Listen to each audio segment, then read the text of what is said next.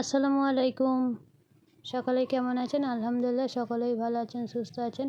চা তো সকলেই বানাতে পারেন। এইভাবে চা বানালে দেখবেন সকলেই খুবই পছন্দ করে খাবে। তার জন্য কিছু টিপস আছে, ভিডিওটা না কেটে পুরোটাই দেখার অনুরোধ রইল। আমি এখানে 2 কাপ চা করব, তার জন্য দিয়ে দিয়েছি 3 কাপ পানি। এখানে আমি আমল দুধ দিয়ে দিয়েছি 1 কাপ, দিয়ে দুধটাকে ভালো করে ফুটিয়ে নিতে হবে। দুধটা কিন্তু দিতে হবে একদম ঠান্ডা পানি নয়, যখন পানিটা উষ্ণ গরম হয়ে আসবে তখন দুধটা দিতে হবে।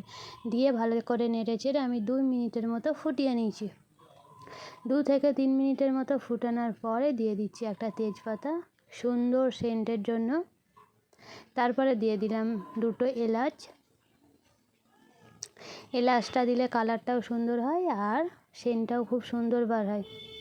এখানে 2 কাপ চায়ের জন্য আমি দিয়ে দিয়েছি 2 টেবিল চামচ চিনি, আর এখানে দিয়ে দিলাম 2 টেবিল চামচ চা পাতা।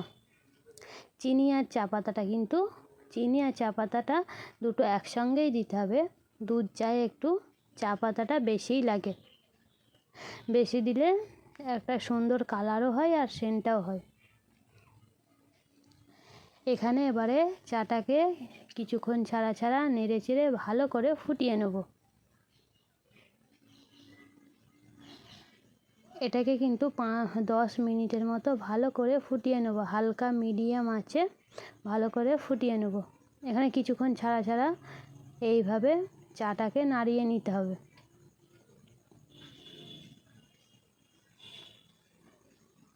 দেখুন কালারটা কেমন চেঞ্জ হয়ে এসছে। হালকা টু মিডিয়াম আছে, গ্যাসের আঁচ মাঝে মাঝে বাড়াতে হবে, মাঝে মাঝে কমিয়ে ভালো করে ফুটিয়ে নিতে হবে।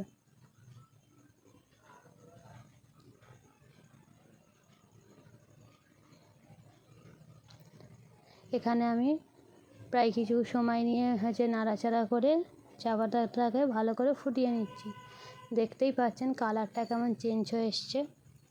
আমার ভিডিও যদি আপনাদের ভালো লেগে থাকে তাহলে প্লিজ ভিডিওটা একটা লাইক করে দেবেন, আর পরের ভিডিও পাওয়ার জন্য চ্যানেলটাকে সাবস্ক্রাইব করে রাখবেন।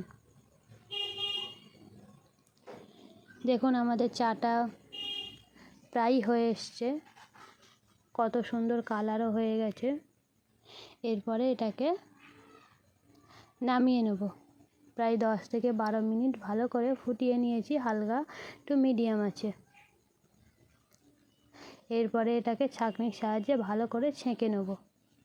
ছাঁকনির সাহায্যে ভালো করে ছেঁকে নিচ্ছি।